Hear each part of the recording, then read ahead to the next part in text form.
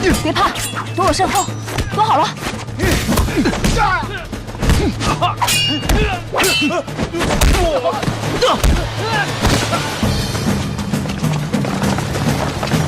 李学子，我的小丫鬟准备好了吗？佟丽，就是他们两个，抓去！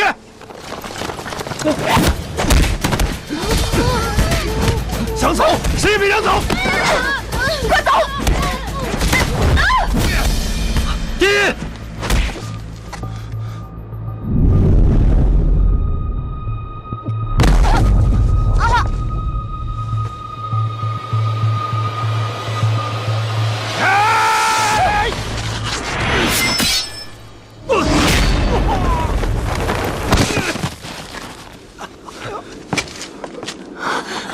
一。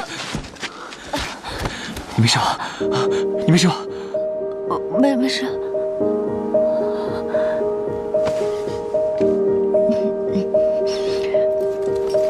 来人，把他们都抓住！来，去，看，起来，走，走，走，走，走。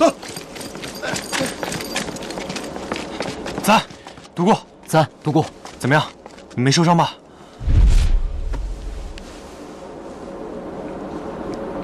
第一竟然是女子。子安，我有话要跟你说。你知不知道，你女扮男装来商业馆读书，可是犯了欺君之罪。我知道，所以呢，你会告发我吗？我自然不会。那不就没事了？欺君之罪，竟然被你说得如此儿戏。我没有儿戏啊！你之前可曾发现我是女子？我，哎，你不要过来！我是能吃了你吗？我们孤男寡女共处一室，不妥。我们之前同寝而眠、共处一室的时候，你怎么没说不妥啊？我什么时候跟你？你敢说你没跟我共处一室？你还老当我面脱衣服呢？那是因为你欺上瞒下，我不知道你是女儿身。那我们有没有肌肤之亲？一个女孩家，你在这胡说八道什么？这手你碰过没有？这肩你搂过没有？腰搂过没有？你自重。既然我已经知道你是女儿身，我们就更应该避嫌。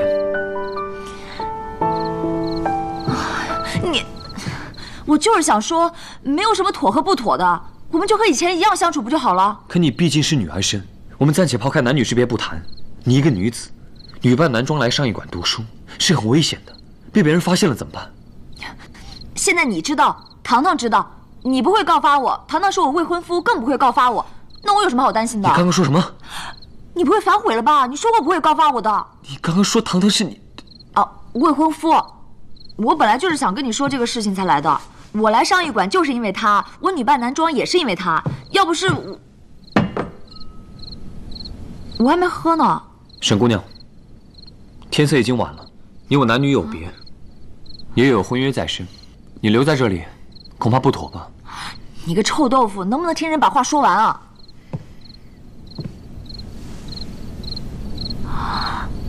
我偏不走，能怎么样？你不走，我走。这是你房间，你去哪儿啊？乌鸦店。我们清清白白、问心无愧，为何要去乌鸦店？杨子安，又不替人把话说完，臭豆腐！那倘若我问心有愧呢？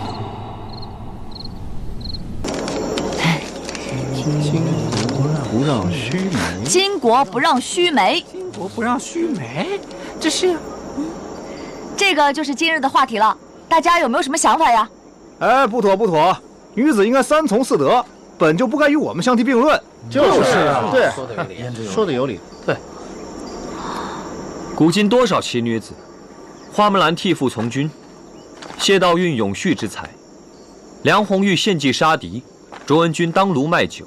论才学，论胆识，这些女子可都不在你我之下，又何来巾帼不让须眉之说？女子与男子本就应该平等，倒是有，这说的也对啊，也有道理。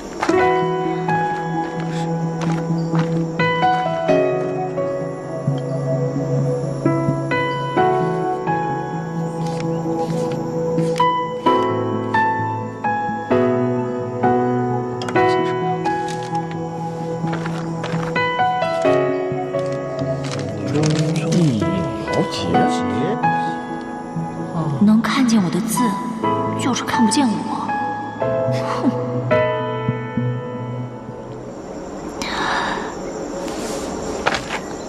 女中亦有豪杰，也是有理，有点道理啊。哎，第一啊！既然大家都赞同此举，不如我们起个笔名，好让大家畅所欲言。好啊。这个好，来，我写一个，我写一个，我一张纸，来，我也写。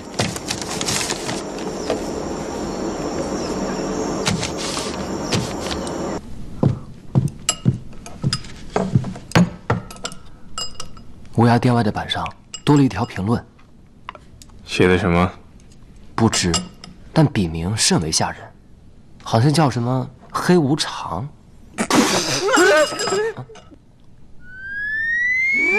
幸好我反应快，被我挡住了。没挡住，唐九花。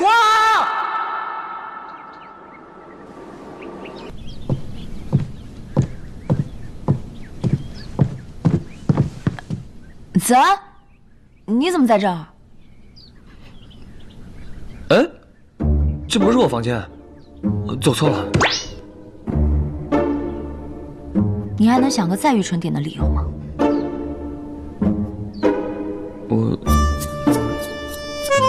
你拿来的。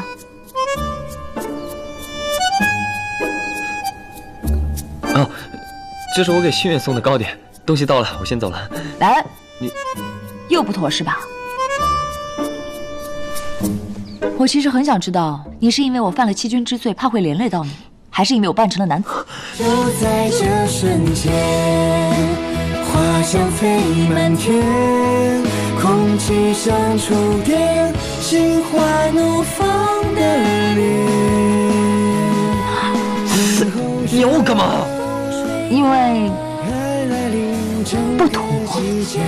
信奉着幸福的语言，就在这瞬间，花香飞满天，空气像触电，心花。心远又不喜欢吃点心，送给人家的就直说嘛，扭扭捏捏算什么君子所为啊？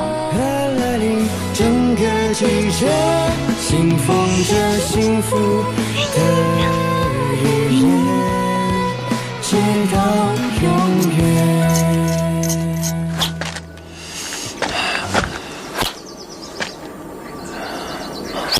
这样不好，这样也不好。哎，此武变成剑舞，岂不是更好？柔中带刚，刚柔并济，好主意啊！哎，独孤，你再舞两掌，我好画下来。停！对，就这样。没墨了。没墨。哎，要是有可存墨的毛笔就好了。什么是能存墨的毛笔啊？没事，我随口说说。对啊，之前在神府和姐姐练字的时候，总觉得很麻烦。要是能将这墨水存到毛笔里，该有多好！之前在外邦传来的一本志异书上，像是提到过类似的物件。是在哪里啊？应该在藏书阁的最后一排书架上。走，带我去看看。走。哎，第一，干嘛？我突然想起一招，你快画下来。独孤，我们下次再画啊！哎，是不是很好？啊，画下来。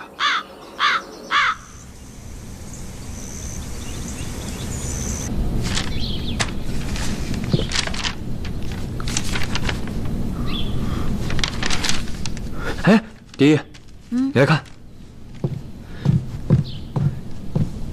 就这个。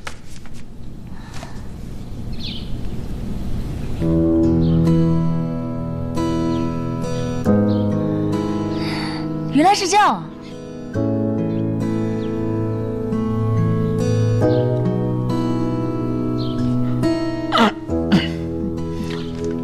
今天时辰也不早了，你早点回去吧。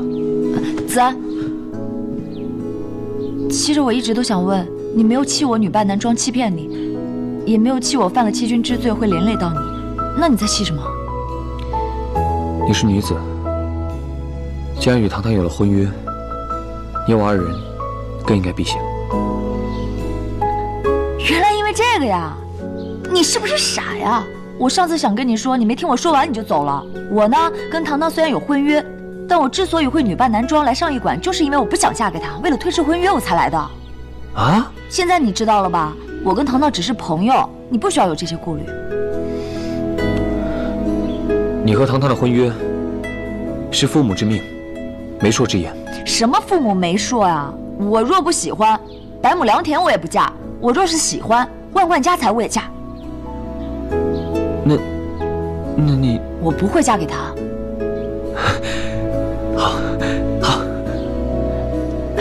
好什么呀？笔做不做了？做，当然做。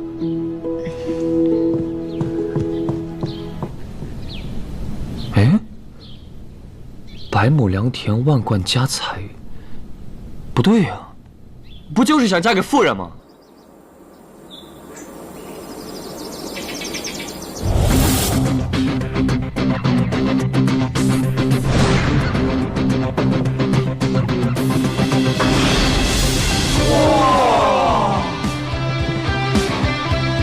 精神是啊，太有型了！不愧是我上医馆无子，果然养眼啊！是啊，果然养眼。话说这沈学子和杨学子何时像这般好了？少废话，我老大和沈学子才是最好的哥们儿，少在那乱叫舌根。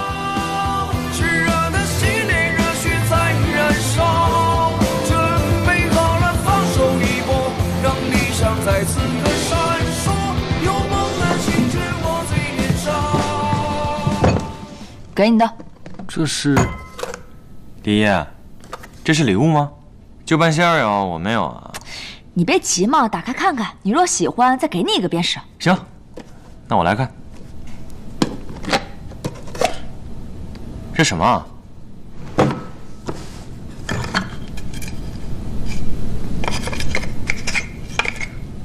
好奇怪的毛笔啊！你记不记得你在宿舍说过什么话？说什么？就是那本《致意录》上面写的那个，就是那个可琢磨的笔。没错。可是蝶衣啊，这要怎么用啊？哎，我教你啊。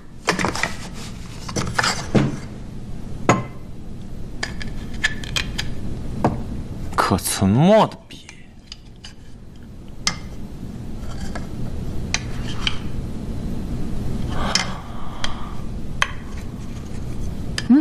果真有趣啊，蝶衣啊，你真是博学多才，非同凡响。我可不敢一个人揽这个啊，是子安和我一起研究的。那也谢谢子安了。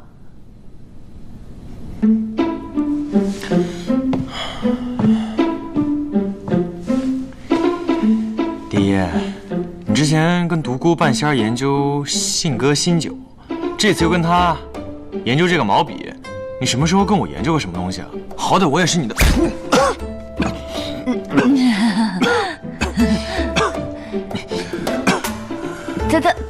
他老气度，下次一定带你。说话算话。一定。大家坐这么久了，是不是该打饭了？蝶，你等等我。子安，帮我也带一个。蝶衣，你把我们叫过来有事吗？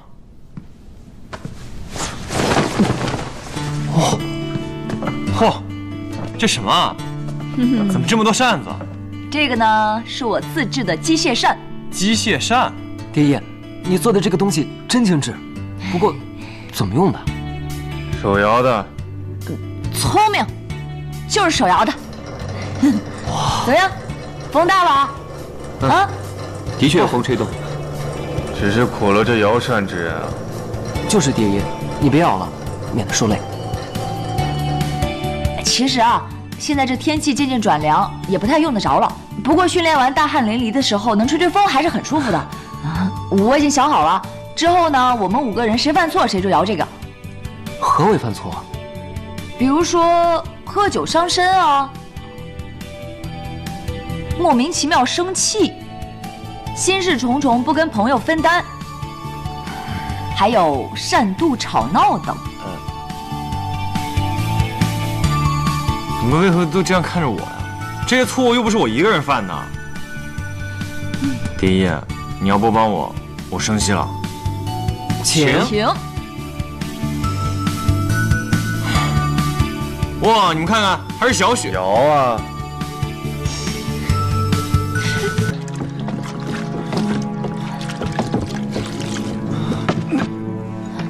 香灰可以止血，心远，帮我撒在伤口上。好。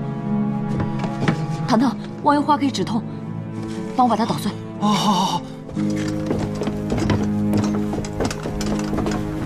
走，是。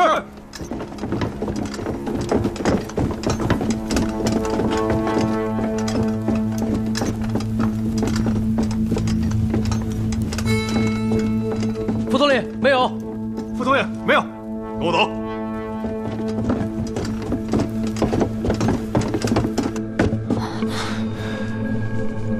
不行，伤口太深了，需要缝合才可以。独孤，可以吗？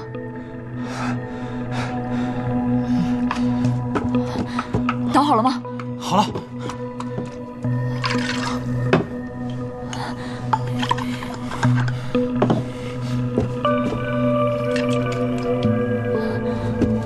独孤，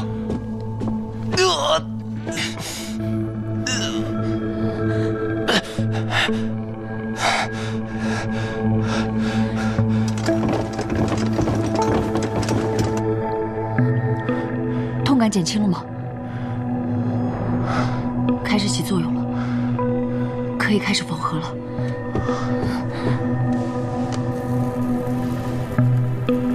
第一，真的可以吗？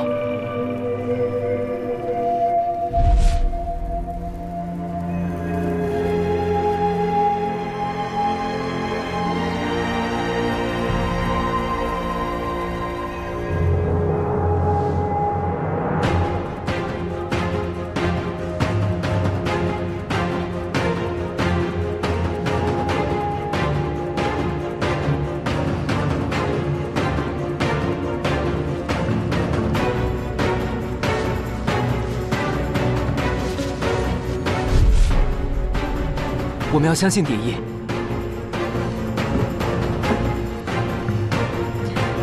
独孤，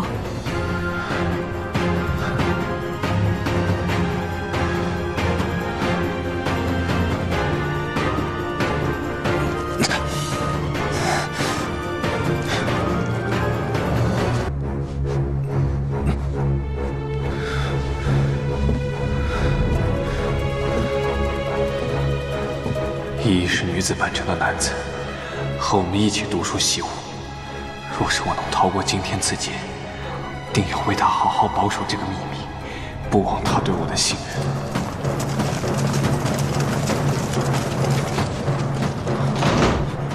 不好了！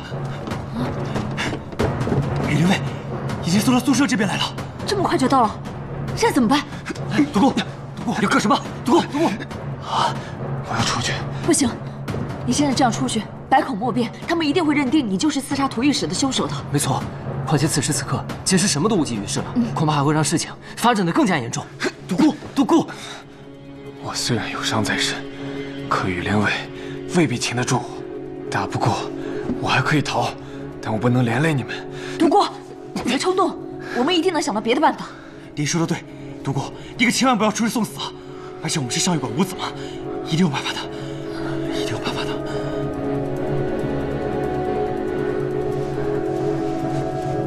看来只有我出去挡住羽林卫了。心远，蝶衣，放心吧，羽林卫至少会给我这个当朝二皇子几分薄面的。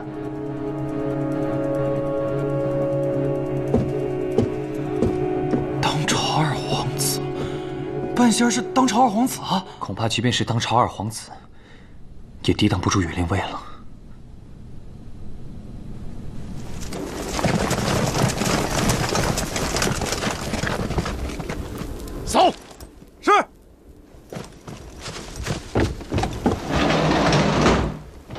本王在此，你们谁敢造次？你刚才自称什么？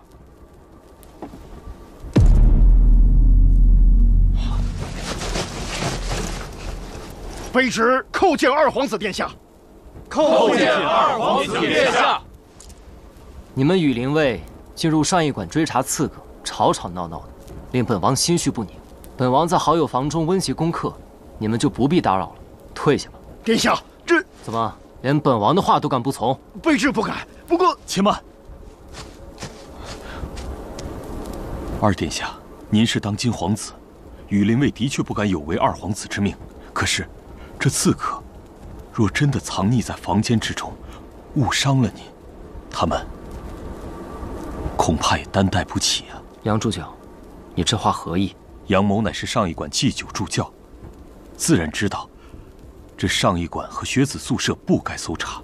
可如今羽林卫怀疑刺客藏匿于上驿馆之中，我也担心刺客会伤到二皇子和诸学子们，这才配合搜查。况且羽林卫统领有陛下手谕，他们是奉命搜查上驿馆。若二殿下硬要阻拦，被陛下知道，恐怕会对殿下不利呀。殿下，那就恕卑职得罪了。来人，送。是。你们，殿下。他们这是侦查呀！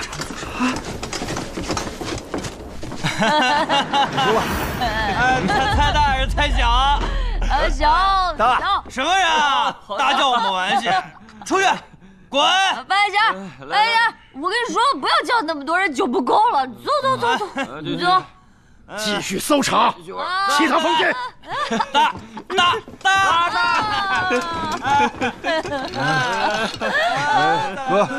成何体统？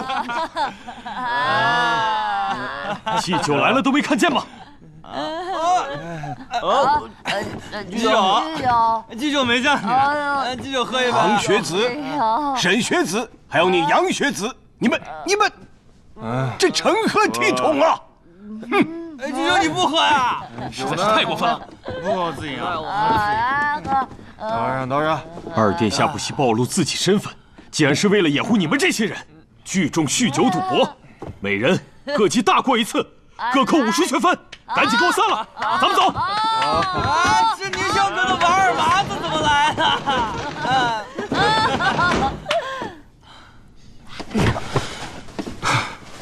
你们刚才真是吓死我了！幸亏你们演了这一幕戏，骗过了他们。独孤没事吧？这次多亏了子安的好计策，子安，这回要记你一功。各位的恩情，我独孤记下了。只是扣分而已，无妨。不好，事才一闹，独孤的伤口肯定裂开了。你们好好照顾独孤，我出门把风。啊，好。来。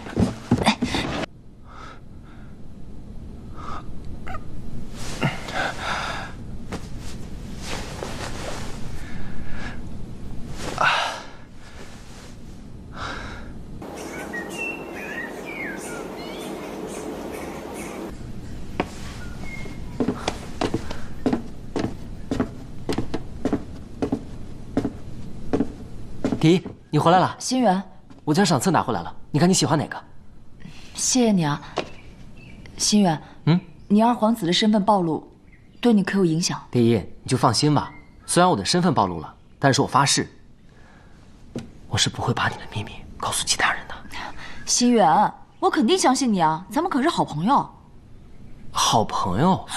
对了，我还没给独孤换药呢，我先去一下啊。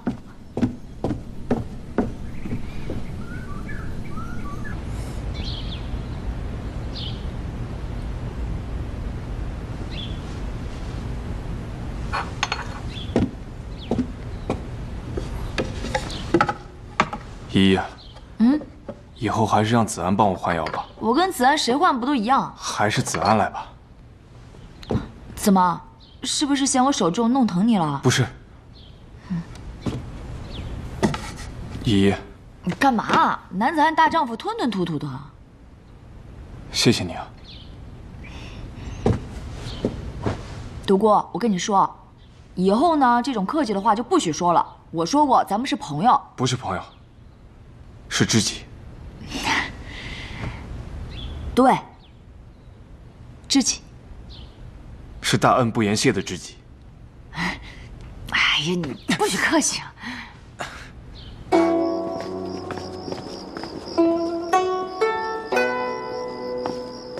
糖糖，第一，来，快来听一下我新谱的曲子。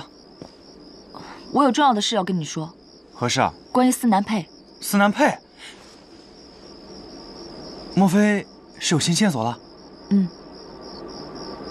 不过，我跟你说，你不要生气啊。生气？我为什么要生气啊？你说吧。是这样的。什么？你说这是皇家之物？我只是觉得这思南佩的花纹十分熟悉，像是宫廷纹饰。竟然还有这种事啊！我本来想跟你商量，但是我答应心远不泄露他的身份，所以你现在才告诉我，我怎么可能会为这点小事生气呢？那就好。不过你说这思南佩，真的和皇室有关系吗？要不让心远帮我们查一下，他是皇子，肯定比我们方便得多。不妥。以心远的个性，若我们开口，那定会相助。不过现如今这思南佩与皇室的关联，我们尚未清楚。为了你的人身安全，我们还是不要让太多人知道为好。好不容易查到的消息，就这么断了？那可不一定。此话怎讲？这能进入皇宫的，又不只是半仙儿，你我也可以啊。难不成你要私闯皇宫啊？哎，你疯了！咱俩有几个脑袋够砍的？你想到哪儿去了？我的意思是，你我可以拿到上一馆的头名，就能进入皇宫，到时候自然就可以调查了。啊，对呀，我怎么没想到啊？还是你聪明。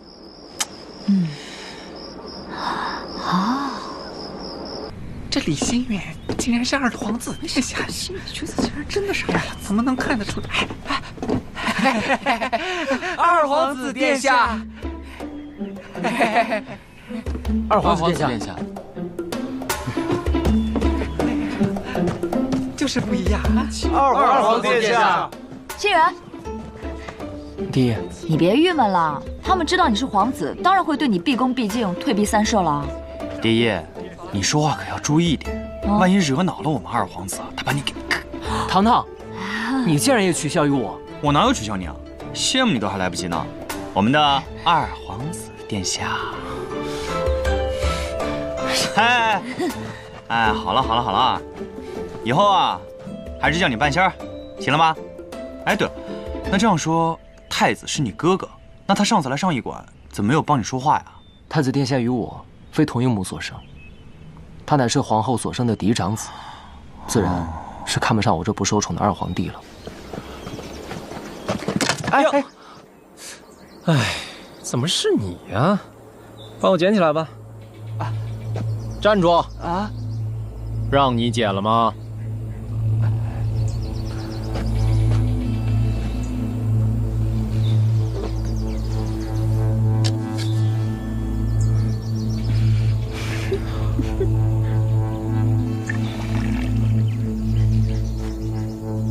太子殿下，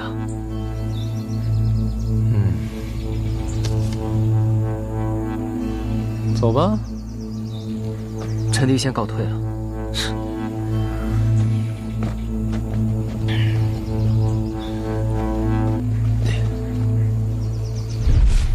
难怪戏园里总说皇室只有权势没有亲情，原来这些都是真的。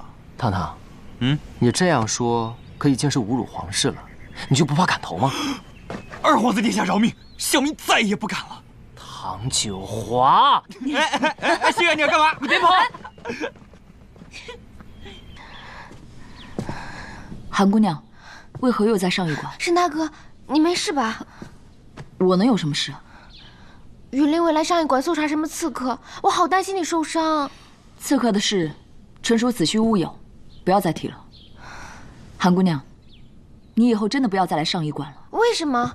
我担心你，所以……韩姑娘，你真的不必对我如此用心的。你的心意我明白，但是我无法给你回应。我再跟你说最后一次，感情的事勉强不来，希望你自重。沈大哥，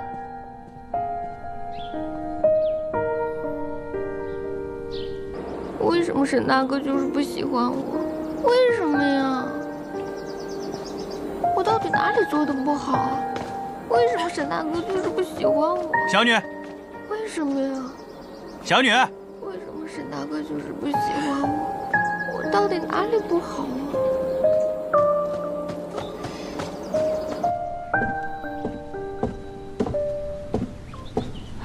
对了，那日你可有看到刺杀屠御史的刺客？没有。那日屠御史突然遇刺，定是有10万火急的奏折要连夜呈交给圣上。由此看来，必有内情。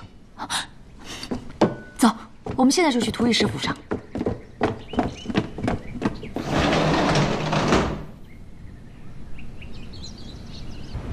已经很多了，差不多行了。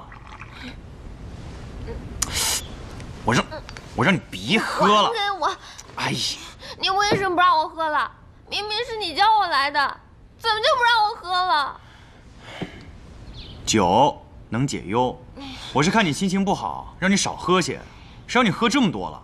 你要是喝醉了，我可不送你回去。不用你管，反正沈大哥也不喜欢我。好，我不管，喝死得了。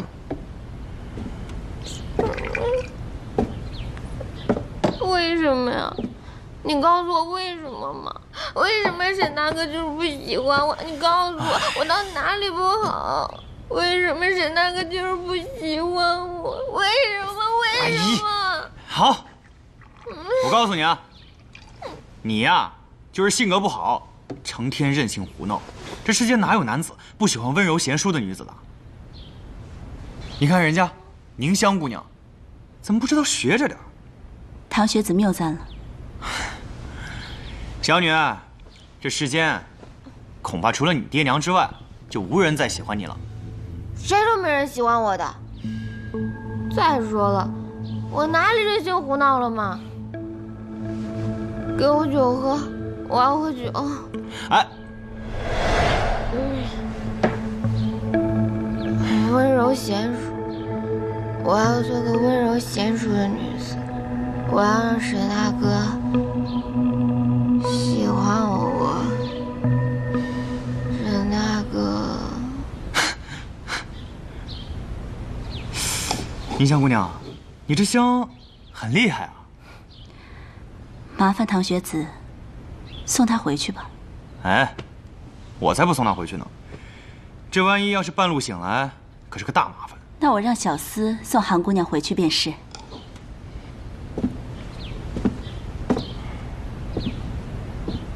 哎，宁香姑娘，算了，还是我送她回去吧。我唐九华今日不知道哪根筋搭错了，竟会管这种闲事。哎呀，真是麻烦。唐学子，我听闻前日有刺客潜入了上驿馆，羽林卫奉旨搜查，可有此事？宁香姑娘怎会关心此事？我只是好奇。毕竟这件事现在闹得沸沸扬扬的，没什么大不了的。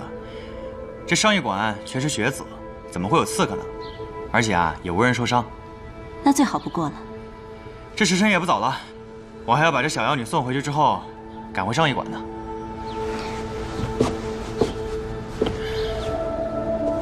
难道那个人真的不是上驿馆之人？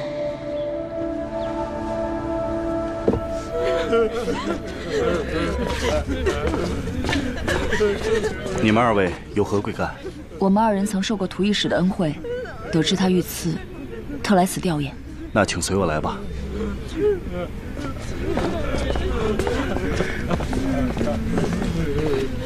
1鞠躬，2鞠躬，3鞠躬。屠公，一路走好，韩某定当捉住凶手，严惩不贷。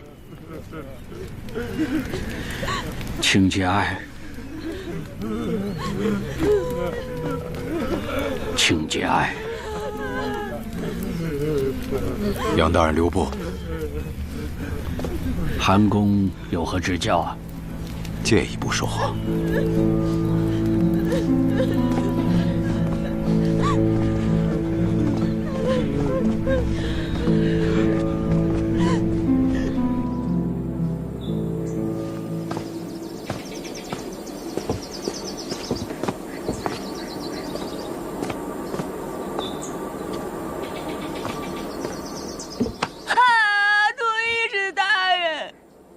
是你啊，吓我一跳！你怎么跑这么快？我找你半天了。这个地方好像是涂御史的书房，我想过来看看，看有什么文书笔记之类的证据。你在这放风，我进去。哦，注意安全。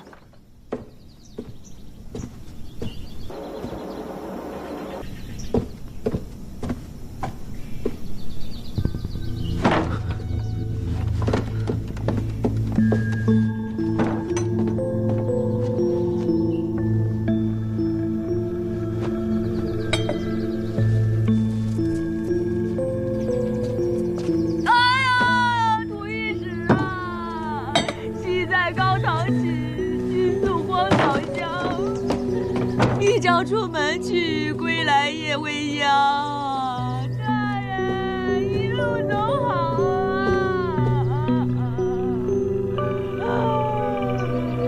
一朝出门去，归来也未央。大人啊，一路走好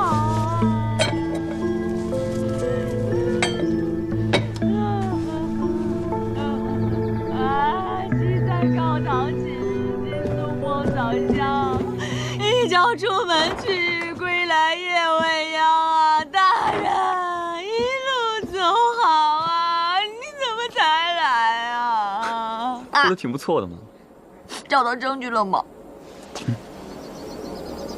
香灰。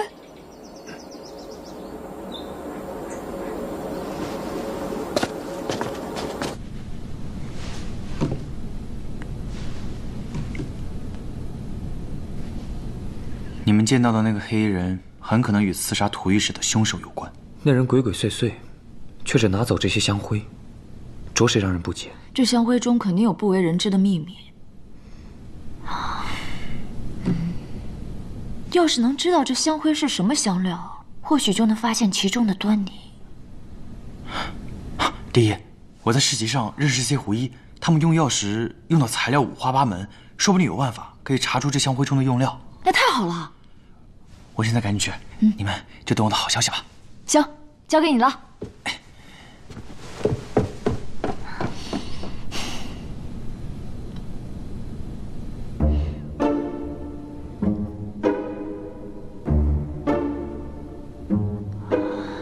咔嚓！在干什么？我看你眉头这里都打结了，我给你剪开。咔嚓咔嚓！胡闹！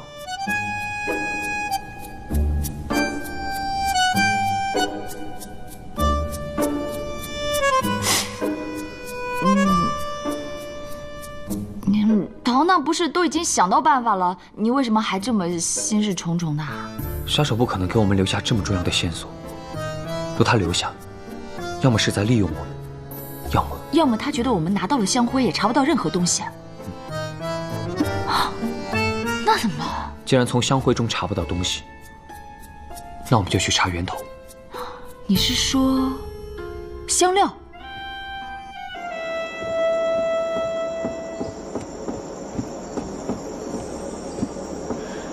宁香姐，我刚刚看见上一馆的学生在集市上找狐医，便上前去打听了一下，他们竟然在调查我们特制的香薰配方。有趣。那我们该怎么办？这件事我自有打算，你不要告诉其他人。先下去吧。是。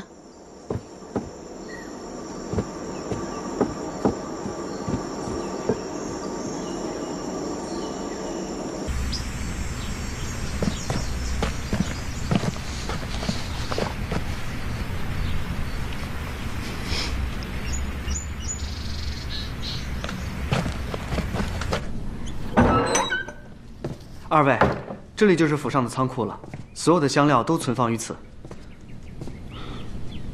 请问涂御史，平日惯用何等香料？我家大人生前患有失眠之症，故此平日里多用菊香和薰衣草成分的香料以安神助眠。此香料都在城西香料馆有专人统一采办，且采办量充裕，足够1年使用。现在仓库里应该还有不少这种香料。二位，香料就存放在第2排货架当中的瓷罐里，这里窄小，带我去取来。不必劳烦，我们自己查看即可。那好吧，那有什么需要随时找我。告辞。多谢。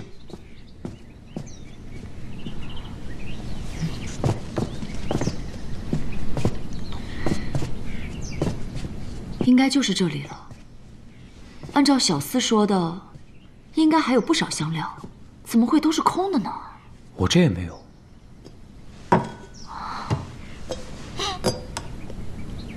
子安，你看这个，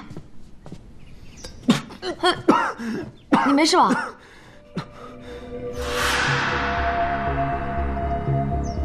蝶衣，你看。这里有人进来过，也许就是我们那日见到的黑衣人。他拿走图医室书房的香料灰烬，又偷走库房的储存香料。恐怕这香料有不可告人的秘密。那么接下来我们就只能香料馆。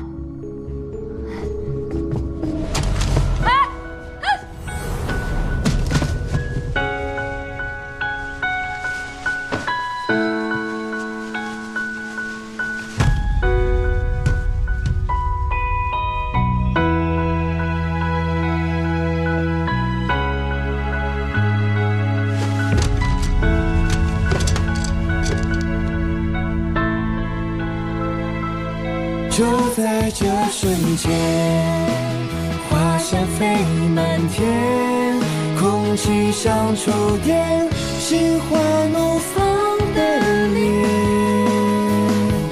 等候着风吹过，它来临，整个季节，信奉着幸福的语言，直到永远。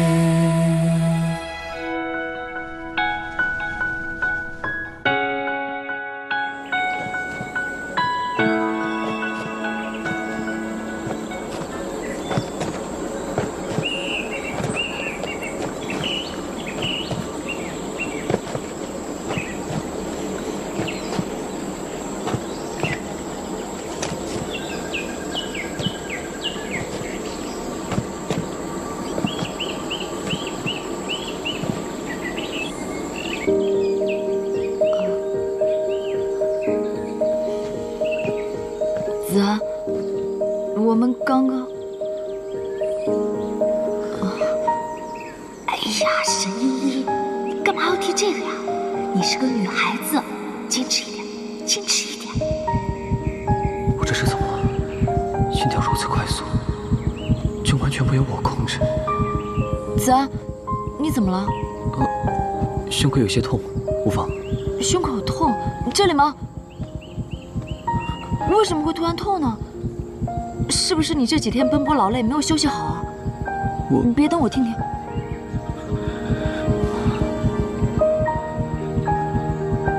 蝶衣本就是女子，你的顾虑已经打消，你还有什么好犹豫的？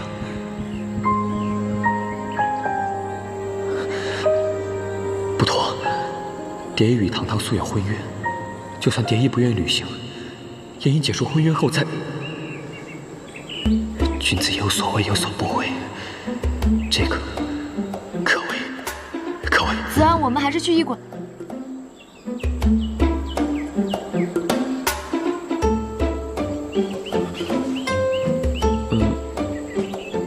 无碍，兴许这里太闷了，太热了，赶快走吧。热？闷？杨子安，你是笨蛋吗？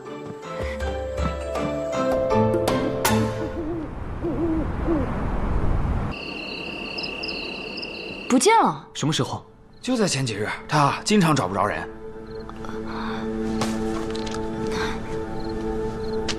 劳烦小哥，他平日都会去哪些地方？二狗子，他还能去哪儿啊？又去宁香阁找他的相好的了呗。又是宁香阁。看来这个地方跟涂御史的案子脱不了干系。目前还没有证据，要不我们去宁香阁一趟？看看能不能找到他。不好了，怎么了？二狗子死了，怎么死的？听说吃什么东西过敏死的。你们是说，现在所有的线索都断在了宁香阁，是吗？而且香料馆的小厮在这个时候莫名其妙的死亡，也有些许蹊跷。糖糖，你那边查的怎么样了？啊，我问了与我相识的胡一，他说，这香灰中主要的成分是安神的熏香。不过什么？你快说呀！糖糖，可是有什么不便说的？哎呀，这其中还掺杂了砒霜和忘忧花，这二者在一起燃烧会产生毒素，相当于慢性的毒药。不过是查到了香灰的成分，为何这样吞吞吐吐？因为这忘忧花在全长安十分的罕见，除非精心的栽培，不然无法存活。那又如何？蝶衣，你上次给独孤治伤用的忘忧花是在哪里采的？后山竹林。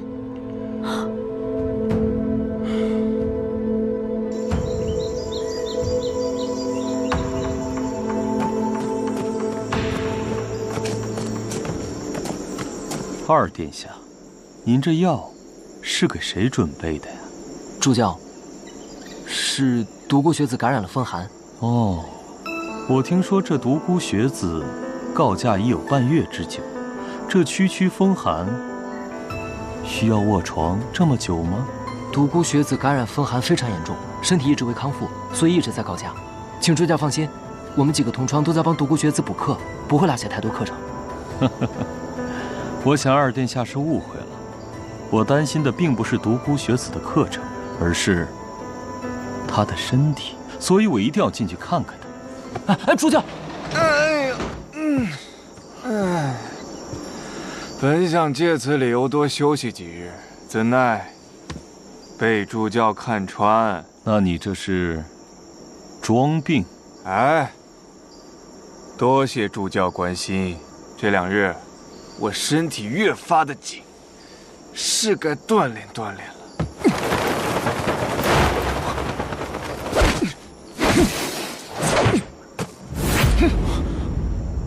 你要干什么？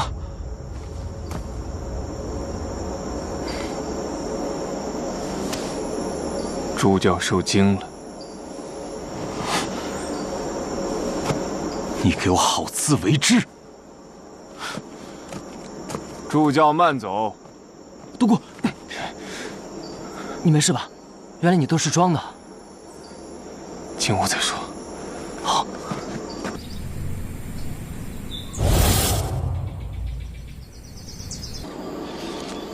杨青，真是为朕教导了一位好后生。臣不敢当，只愿子安今后能报效大狱，不辜负陛下圣望。陛下，臣以为涂御史遇此案疑点重重，子安私下调查虽有了些眉目，但他人在上驿馆，分身乏术，如今案子又断了线索，他实在不便继续追查下去。臣建议，请陛下下旨，将此案移交给其他大臣去查办，不知可否？既然是子安查出的线索，岂有交给别人的道理？大户还得亲兄弟上阵需叫父子兵，这个案子就交给你杨青查吧。谢陛下信赖，臣定当竭尽全力。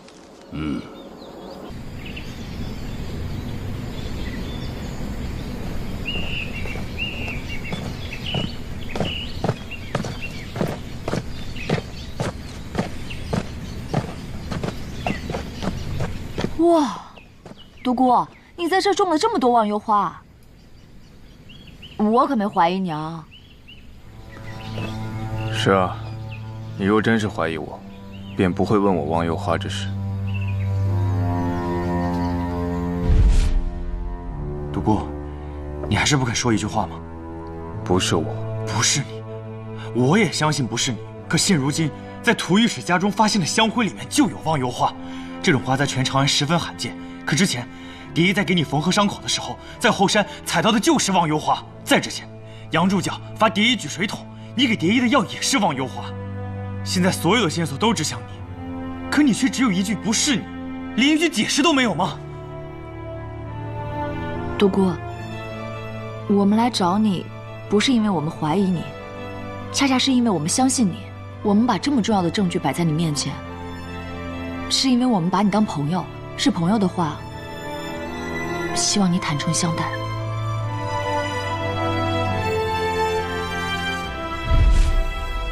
所以，你是因为怀念故人才种了这么多忘忧花，不想和涂御史的案子撞上了，才引发了种种误会。是啊，如此一来，涂御史之死彻底成了谜团。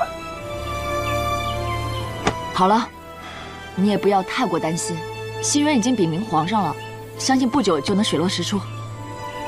如此甚好。独孤，你怀念的那位故人，想必是位女子。你怎知晓？我呢，不仅知晓，我还知道这位女子肯定不是普通人。独孤啊，独孤，想不到你如此痴情啊！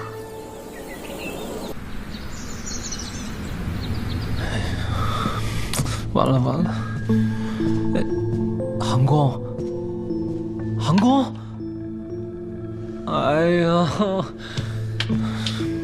我说韩公，你怎么还能如此悠闲？如今这都火烧眉毛了，恐怕要不了多少时，父皇就会插到我的头上了。哎呀，完了完了！太子殿下，稍安勿躁。哎呀，还稍安勿躁。涂御史又不是你杀的，怎么可能查到你头上？人是你杀的，查到你头上，不就等于查到我了？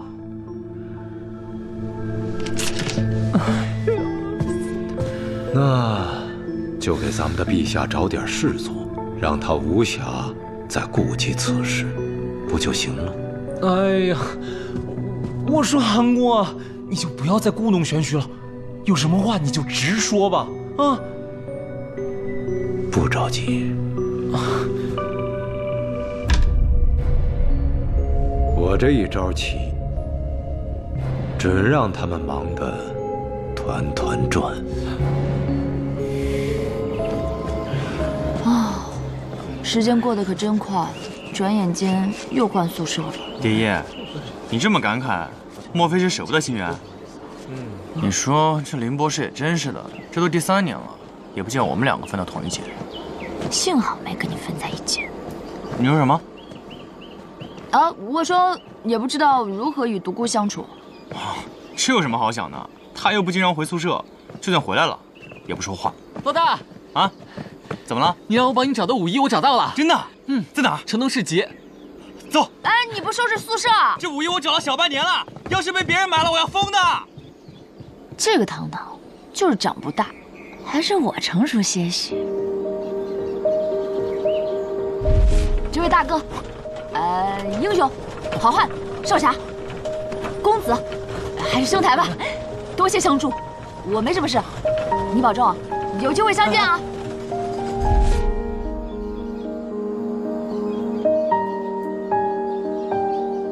偶因一回顾，变为没想到的事情实在太多了。当时你跟子安处处针锋相对的，谁又能想到你们关系能这么好？我们5个不同背景、不同身份、不同性格的人，会成为同窗好友，形影不离，还会成为上一馆无子。也不知道子安现在在干嘛。什么？啊，我是说，也不知道子安和独孤他们俩现在在干嘛。走，我们去找他们。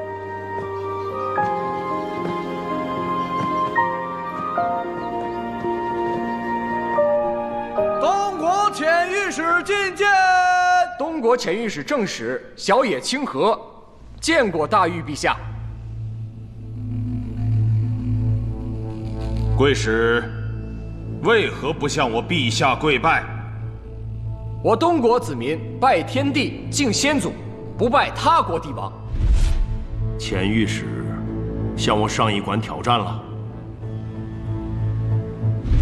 据传，先谕曾派方士携500童男童女东渡寻找不老仙药，却一去不回。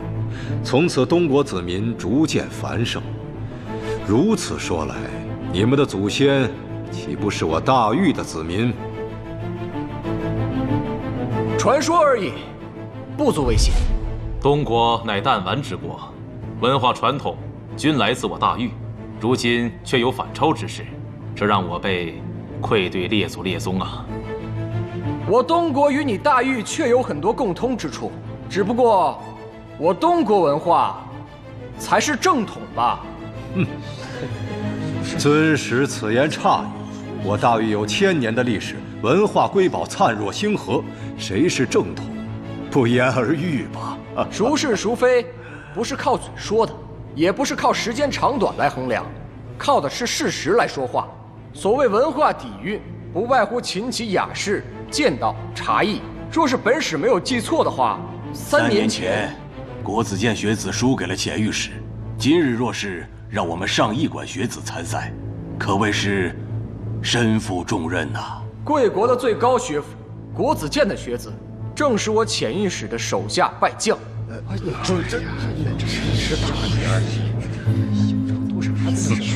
大玉陛下，看来贵国的臣子们对3年前的事还是耿耿于怀呀。要是你们不服，我们大可以再比试一次，谁赢谁就是正统，如何？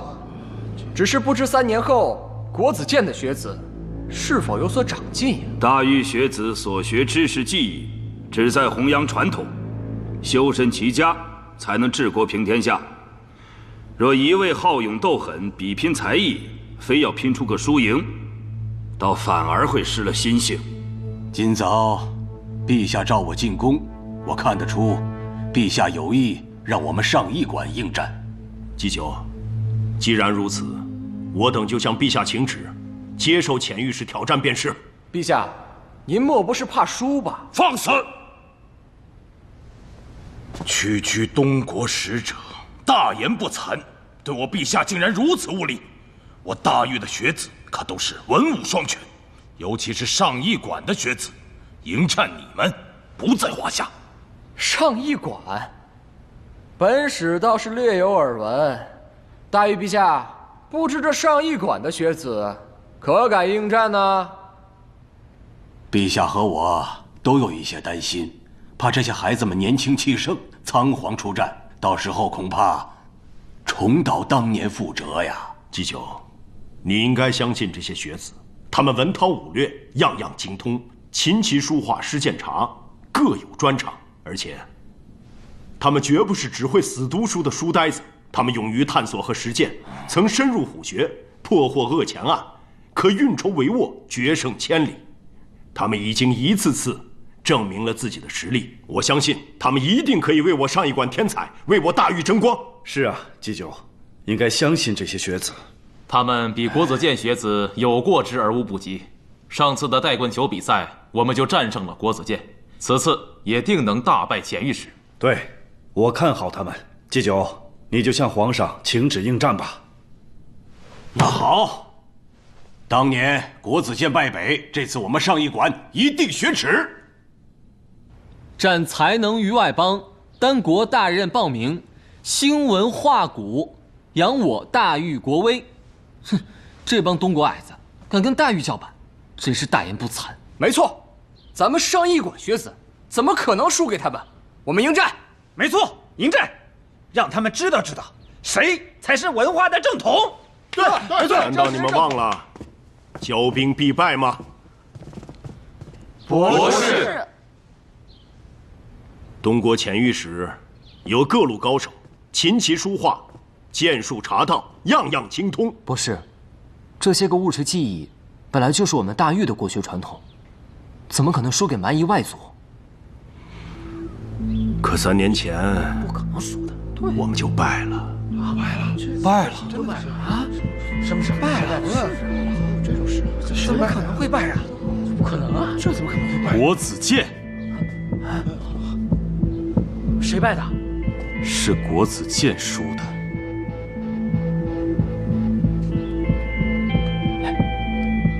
这杨主角不就是出身国子监吗？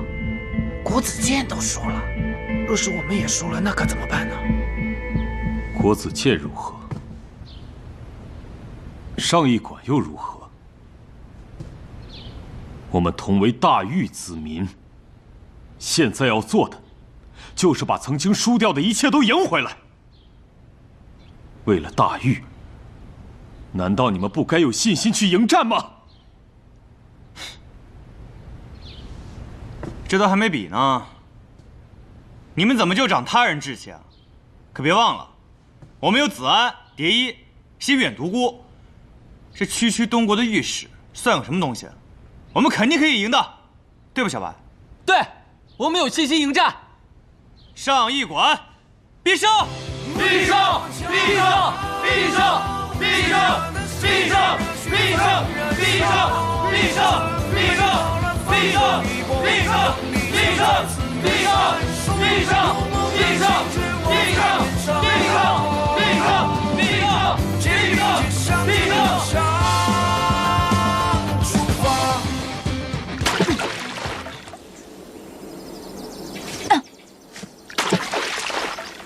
我本就不属于这里，要不是蝶衣救了我，教我读书写字，我现在还是一个市井泼皮。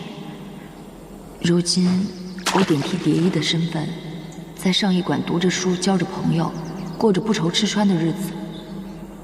可这些并不属于我，我会的不过是市井中的小把戏，让我参加比赛，我可怎么办啊？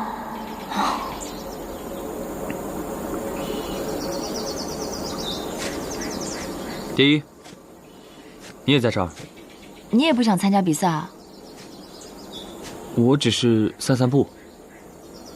你不想参赛？我没有信心。我平时动动脑子，给你们做点发明创造、甜品小吃还行，但是比赛，我心里没谱。你刚刚在打水漂？你看到了，但是我一个都没打出来。你可以打一个我看看吗？哎，等一下。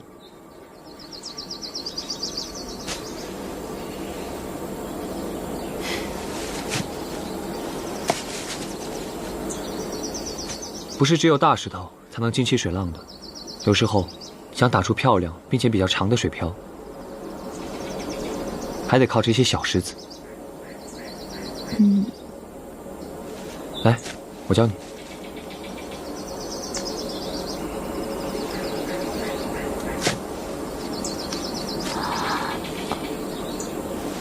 手抬高，这么侧着呢。看好了，重心往下，看着湖面。准备好了吗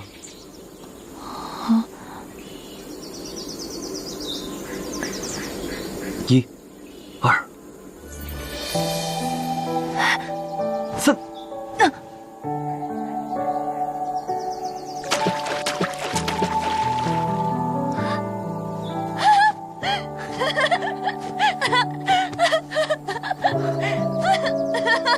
真的打出来了！我第一次打出水漂。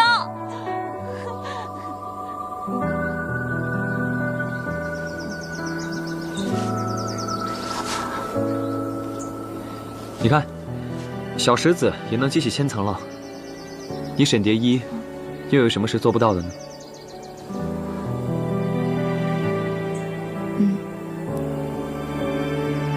我真的可以吗？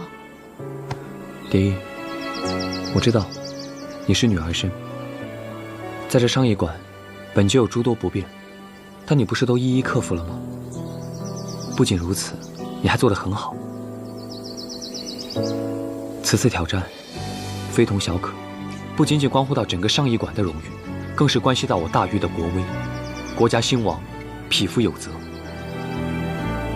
上驿馆需要你，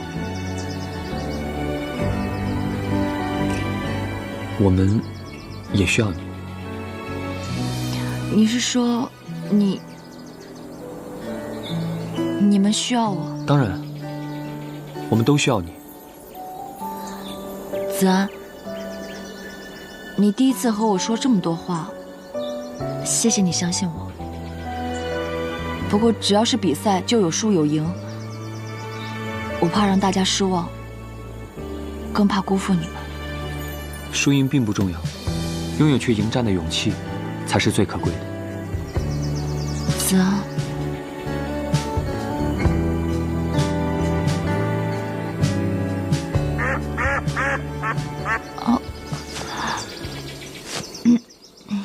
我看时候也不早了，要不你早点回去休息吧。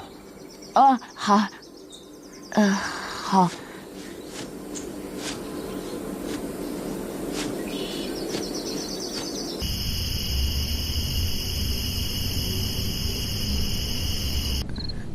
子安他都那么相信你了，谢谢各位。谢谢。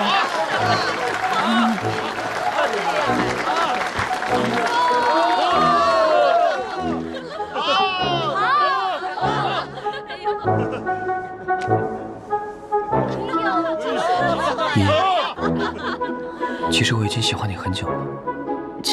真的吗？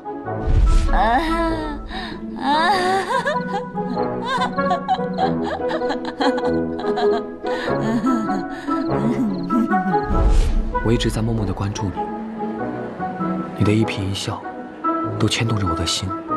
你是如此的优秀，如此的完美，在我心里，你是如此重要。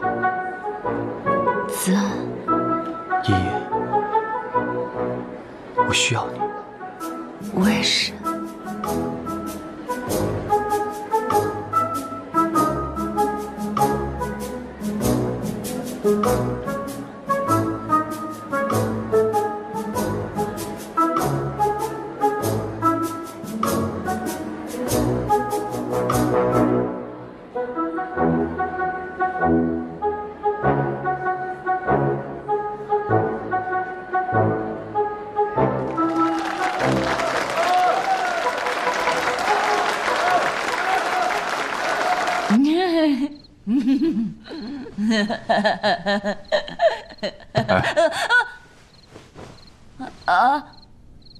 你怎么了？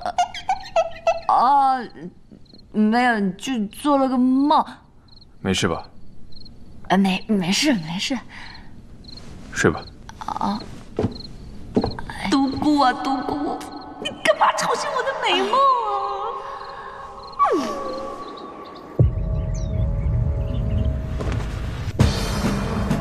东国潜御史挑战上一馆学子比赛正式开始，比赛地点设在上一馆，裁判由大食国、罗马帝国和吐火罗国驻大御使臣担任。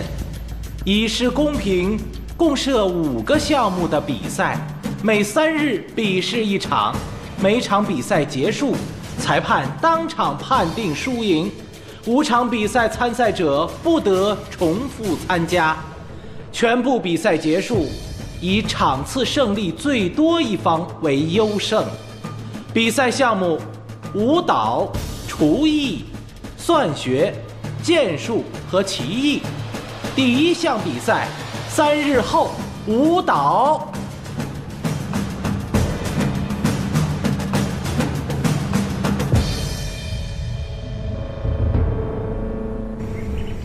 现在已经确定了与东国使团的比赛项目有舞蹈、厨艺、算学、剑术和棋艺。厨艺？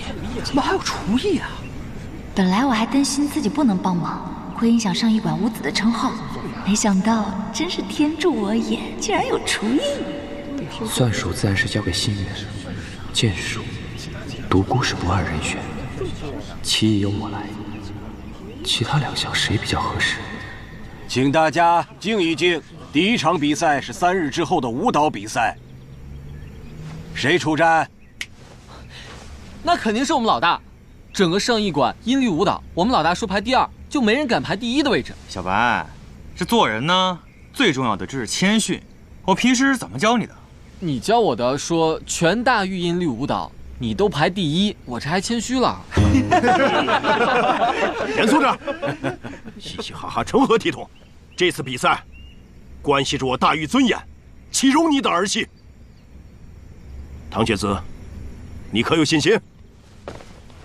博士，祭酒，九华有信心，请把舞蹈交给我吧。好，第一场舞蹈比赛由唐九华出战。加油！